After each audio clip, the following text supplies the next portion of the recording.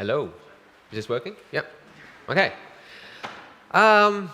Last year, I made a $1,000 bet with my younger cousin. Normally, when siblings make bets, it's over something fun like, doing a backflip on a motorcycle or something crazy like that. But mine was purely artistic. So the bet was I had to get 1,000 likes on ArtStation within 6 months for something that I'm terrible at, which is 2D painting and drawing. And to make things more interesting, if I actually succeeded, I would actually get nothing. So the deal was if I failed, I would give him $1,000, and if I succeeded, I'd get nothing. So why would I do that, right? Why put myself through that? Basically, I've always wanted to learn painting, but somehow the motivation was never there. And then I learned about loss aversion, which is that you're much more motivated to stick with something when you have something to lose. And it worked. So for the next 6 months, almost every single day, I was drawing, painting, going to drawing classes on weekends, all sorts of things, learning to draw. And I'm pleased to say that with just 3 days left in the challenge, I disappointed my cousin by reaching the 1,000 likes on ArtStation. Now, I don't say this to impress anyone, of course. I say it because while I learned a lot about drawing and painting, I learned a lot more about how to be an effective artist. Because previous to this, the way I'd learned Blender was the way most people learn new things, which is, they learn it when they have time, they, drift around, they watch tutorials wherever. But when you have something to lose, like $1,000, it really throws things into question. So what I've done is I've distilled down the 7 biggest lessons, the 7 biggest habits into this presentation. And throughout it, I'll also talk about, the habits that some of the world-class professionals today use. So you'll learn what, for example, Stephen King, Pixar, and even Kanye West have in common. So, guys interested? Yeah. All right, good, yay. Okay, so first habit is, deceptively simple. Daily work. You need to be working on your task, your artwork, whatever creative goal you have, every single day. Now, when you think of this, you think, why every single day? Why can't I just do it when I have time? Like, if I worked 1 hour Monday to Friday, by the weekend, that's just 5 hours. Why can't I just do 5 hours on Saturday or Sunday, right? Well, the thing is that these large blocks of time that we imagine, they very rarely ever pan out. And this is why most great artists across history achieved whatever it is that they do, writing books, writing music, whatever it is, by putting in time every single day. So, for example, J.K. Rowling wrote The World of Hogwarts, Harry Potter, across 5 years. And she did that whilst raising a child. And instead of waiting for these big, grand moments where she'd have free time on a weekend far away where she could block it off with the child's at a babysitter, she worked on any spare chance she had every single day. Jerry Seinfeld wrote the Seinfeld series by putting an X on the calendar for every single day that he wrote jokes. And then after he had a couple of days in a row, his next goal was to just not break that chain. Mike Birbiglia, another comedian and a screenwriter, found that he was putting off writing his movie script because he had too many meetings with other people. So instead what he did something interesting, which was to make himself a meeting with his script every day at the cafe, to sit down for 2 hours at a laptop and type away. And he found by doing that, he wouldn't put it off. And personally, from a personal experience, I could speak on daily work in that it sounds simple. Like, who wouldn't want to work every single day, right? Like, everybody would want to do that. Why don't people do it? And the thing is that after you've worked a whole day at the office, listening to your boss ramble about stuff, you come home, you're tired. Last thing you want to do is punish yourself by learning something new. Instead, you end up on Netflix, Reddit, video games, whatever it is, right?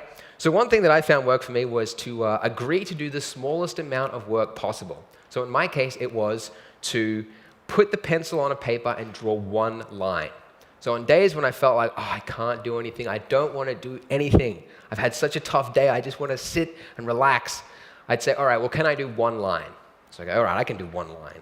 So the thing is by the time you clear the table, get the notebook out, you get all your pencils ready, you get the sharpener, you get the eraser, you get the chair, the lighting, you sit down. By the time you do all that, of course, you don't stop at one line. Before you know it, you've done a couple of hours and you've just lost track of time. So that getting started is often the hardest part about it. Once you can do that, it's fine. So that's what worked for me. Obviously, it's a much bigger topic, motivation. There's a bunch of books on it if you're interested. Daily work, it always trumps short sprints. The word Trump looks funny now, doesn't it? It's like, it's changed its meaning. Number 2, volume, not perfection. Right, now, honestly speaking, who here would consider themselves a bit of a perfectionist when it comes to their artwork? Show of hands. Most people, right? Most artists have this affliction. And a lot of artists would actually consider it one of their strengths, to be a perfectionist. Now, while you should be striving for a high standard of excellence and for bettering the work that you did last, being a perfectionist actually undermines your growth because it prevents you from reaching the next epiphany, the next lesson. So Ira Glass from the famous This American Life radio show said it best by saying that the most important thing you can do is a lot of work. It's only by going through a volume of work that you're going to close the gap. Or to give a more well-known example, think of Picasso, okay? Most people can really only pinpoint sort of a handful of his works and go like, yeah, that's Picasso, right? We know that. But actually, his library of work includes 1,800 paintings, 1,200 sculptures, 2,800 ceramics, and 12,000 drawings, and this isn't including prints, rugs, or tapestries. So Picasso has a huge volume of work, and most of us can really only pinpoint the hits, the big ones that really went on to success. So he has this huge volume of work. And if you're wondering if the volume of work had anything to do with the success, researchers say that it did. So they did a study on 15,000 musical compositions from Beethoven, Mozart, things like that.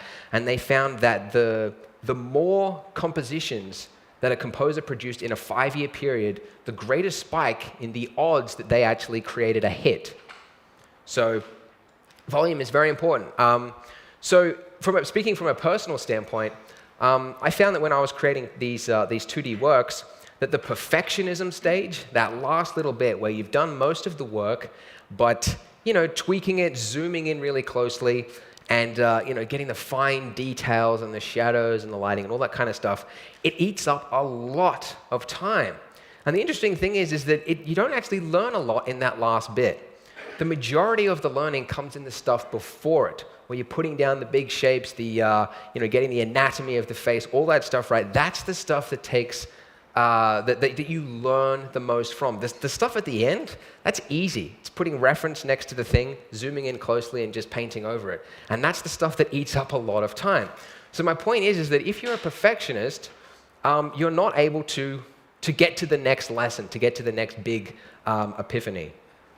So, volume, not perfection. Get on with your next work. That's number 2. Number 3, steal. Right. So, it's common to look at the work of our idols and just assume that they were born to do whatever it is they do. That Rembrandt, first time he started painting, he just had this idea for how to paint light and shadow.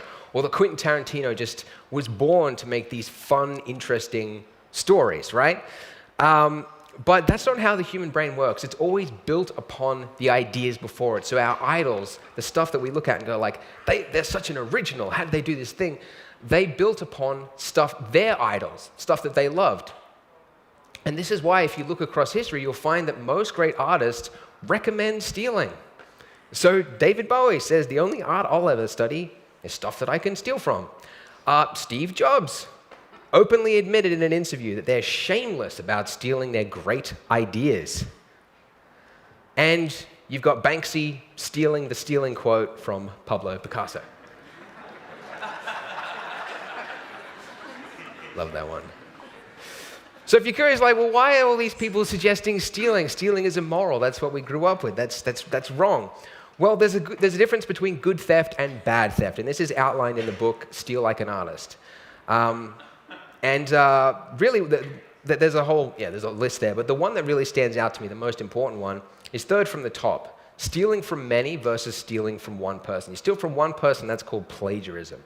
You steal from many, people can't tell. Or, as Gary Painter put it best, if you have one person you're influenced by, everyone will say that you're the next whoever. But if you rip off 100 people, everyone will say, you're so original. So one thing I would recommend is find your idols. Find things that you truly love right now. And this is very easy to do with the internet world today. You can just go on ArtStation and find stuff you love. So this is what I did. At the start of my challenge, I started an Evernote file, and I just went through ArtStation, and I just copy-pasted the stuff that I loved and put it into one file. You don't have to be don't overthink it, don't over-discriminate. I didn't even quote the artist. I don't know who some of these people even are. I just copied and pasted it. And this worked as both reference and inspiration in the future. So when I was making a face and I didn't know, something wasn't right about the eyes, I just opened this up, went to all these different ones, and I'm like, oh, that's how they did that, that's how they did that. And then on days, like really dark days when I really wasn't motivated to work, this also works as inspiration. Because opening it up reminds you of why you got started. Stuff that you love, truly. Not thinking about traditional painters or anything like that. Stuff that you truly love. So that's steal. Find your idols and steal from them. Number 4, conscious learning. So show of hands, who has heard that practice makes perfect? Most people. And or the other one, of course, is, if you want to get good at something, you want to master something, you need 10,000 hours of practice, right?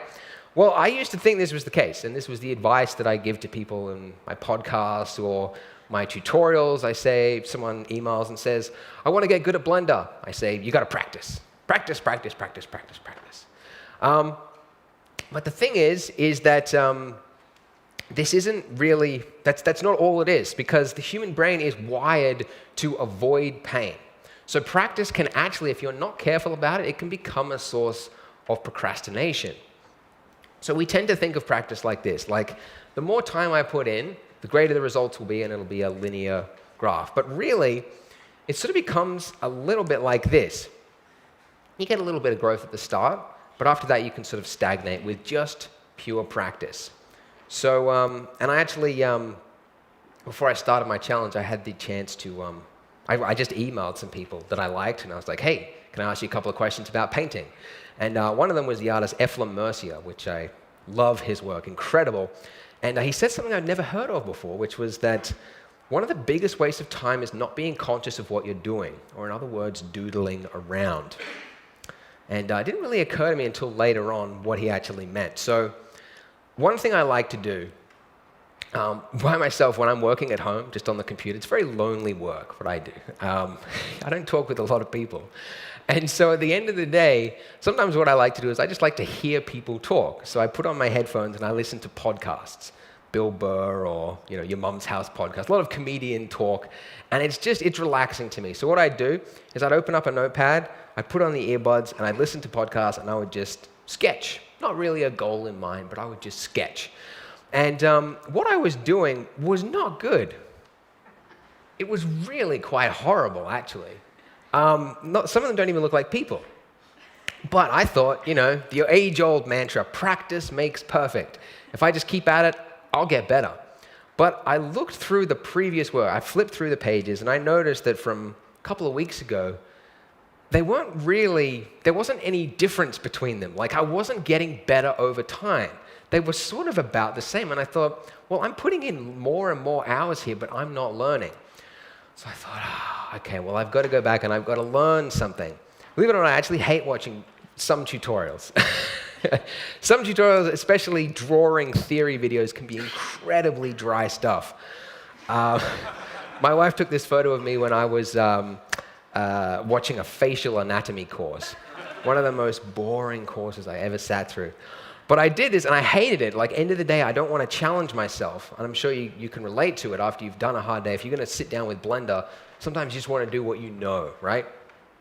And I hated doing this stuff. But in this process, I discovered that I completely misremembered several facial measurements. So I was drawing faces that were totally wrong, and they never would have gotten better unless I'd learned this. So after I completed this, my faces improved almost immediately, just like that, because I stopped to relearn. Had I continued just practicing, practice makes perfect, it wouldn't have gotten better. So really, this graph looks a bit better like this. When you include conscious learning in it, you go up a step. Your areas really improve at greater amounts than if you were just doing practice alone. So practice is important, don't get me wrong, but practice alone makes perfect, I don't agree with. That's conscious learning. It's not always fun, but it's the fastest way to grow. Rest. So who here's had an experience where maybe you're working on a scene in Blender and then you're just stuck. You hit a brick wall, you don't really know what's going on, and you're just stressed out. Who's had that experience before? You're just like, yeah, lots. Okay, that's good to see. Not alone there. I have this a lot, and you've probably had this experience as well, that maybe you walk away and you start doing the dishes, and then suddenly you come up with the solution. It's weird. Maybe you're in the shower, you use something, and you just go like, yeah, I could put the lighting on the other side. I could change the color of the shirt. That would match the thing. And you just think of this thing when you're removed from the work. So this is actually a strategy that most professional artists use. So for example, Stephen King, he reckons, what would he know? No. Stephen King, he says that any novel, regardless of its size, shouldn't take longer than 3 months to complete the first draft. But then after the 3 months, you should stop work and not look at it for 6 weeks. 6 weeks, do something else, go on a holiday, or start another book, do something else.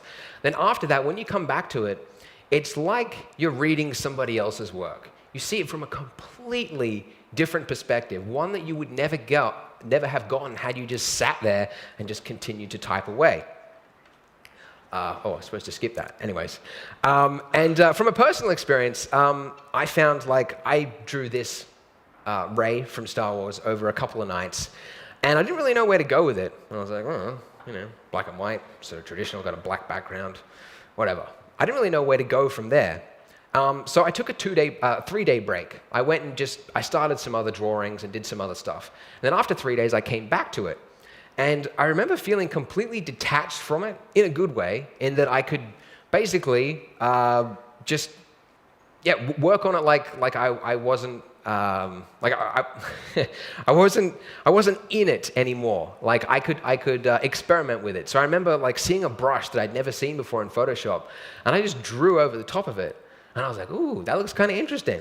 And then within about 15 minutes, I had this interesting effect, this sort of force, kind of weird sort of aura about it. And I never would have gotten there had I continued to work beyond those 2 days. So that break, that rest period, gave me a period where I felt, detached from it. So having this rest period is very important.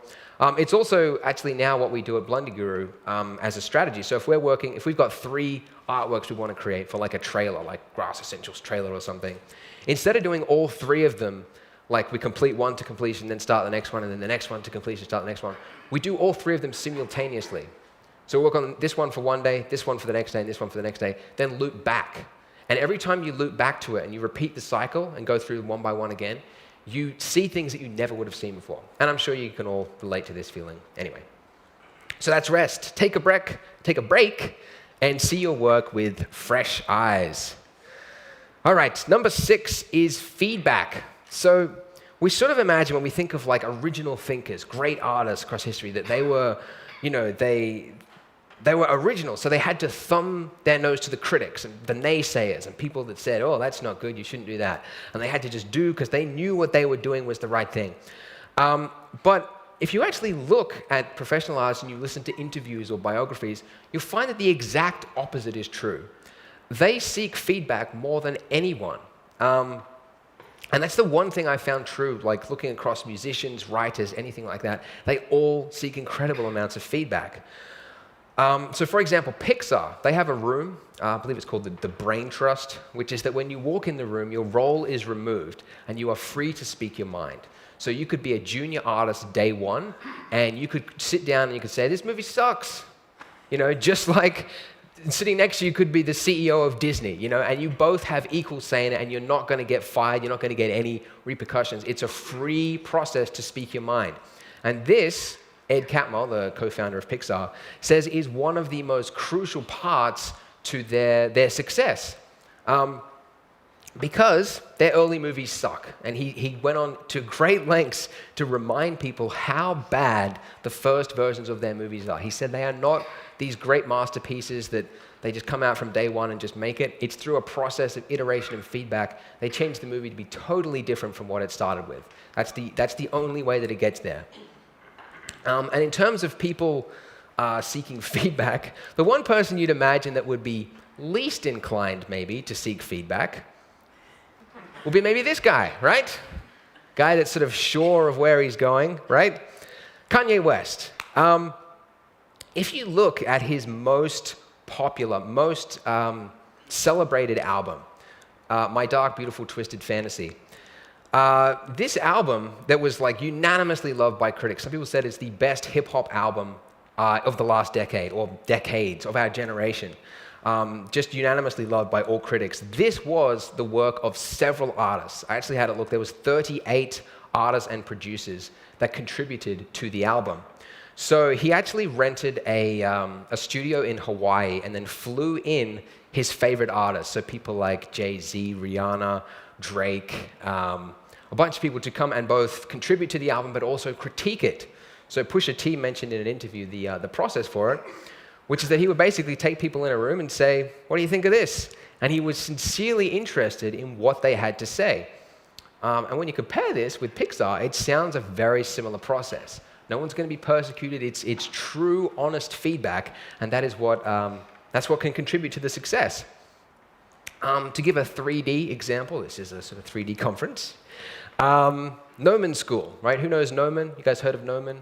Yeah, great stuff. They are actually the #1 CG school in the world. I think they have a 97% placement rate, and I think the second school underneath that is like 50%. Like crazy. They're doing some amazing stuff there. And they actually came to Australia, to Melbourne, and they had like a weekend event, and I went there.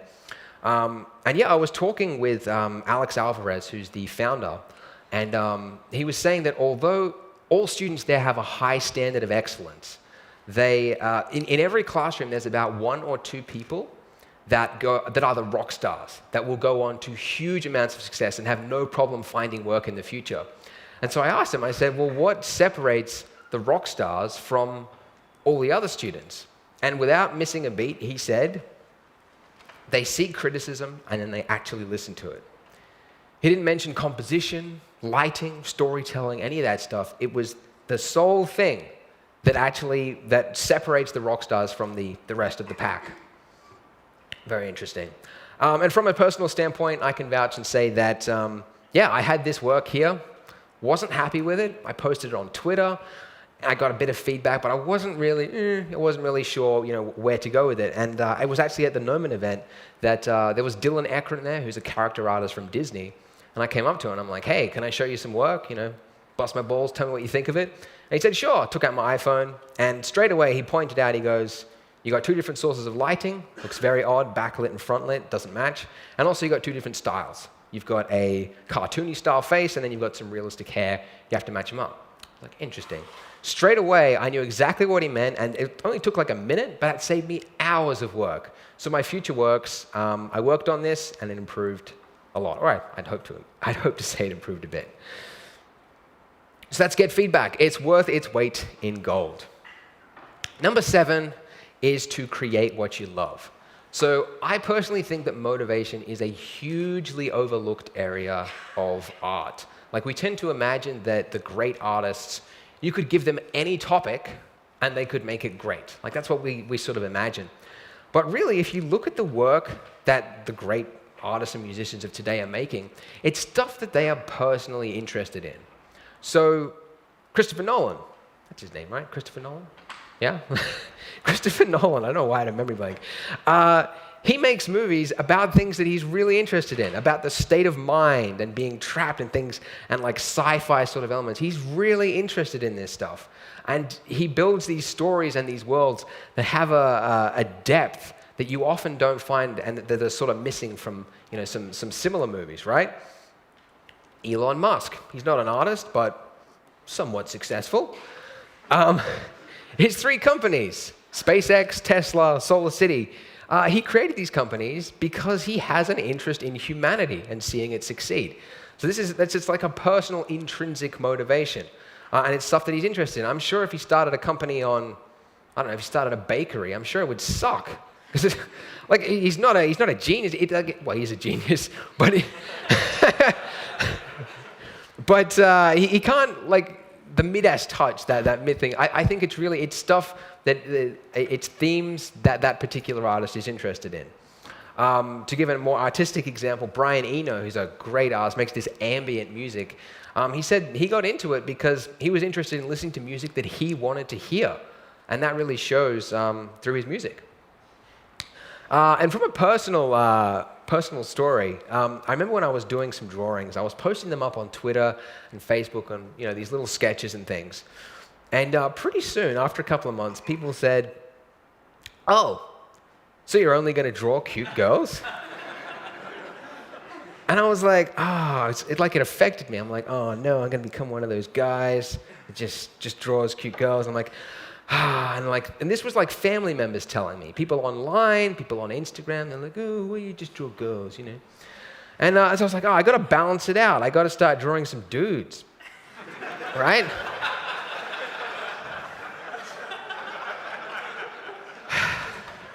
So I started drawing some guys, and it just didn't work.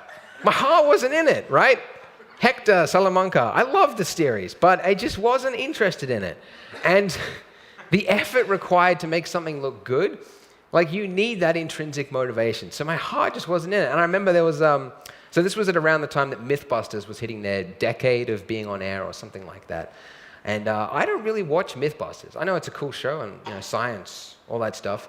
But I wasn't really interested. But I thought, other people would like it if I probably drew a nice picture of, the 2 guys on it. Didn't really work. And again, my heart wasn't in it. It's a great show, but I just don't watch it, So, after a while of having these failed attempts, I was like eating time. I've got, 6 months to achieve this thing, and I was wasting time. And then I had this epiphany, like who gives a shit what people think, right? Like, who cares? And so I went back and I started doing the stuff that I really loved, which was, like, honestly, I find girls to be a lot more of an attractive subject than most guys.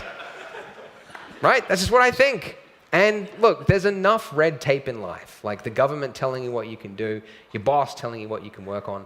Art is one of the few fields where you get to do what you truly are interested in. And so I personally think that when you start letting other people interfere and tell you what you should and shouldn't do, I think it's a big mistake. So create what you love. You'll make better work, honestly you will, and you'll stay motivated in the long run. So that's the summary. Daily work, put in work every single day. Focus on habit building, very important. Don't be a perfectionist, although you think it's a good thing, it's generally not. Find your idols, steal from them. And conscious learning, although it kind of sucks, you do need to go through and find what your weaknesses are and attack them. Have a break. That's often better than just working through it. Get feedback from everybody. It's not a good thing to be putting your head in your sand and going through it. And then finally, create what you love. Thank you.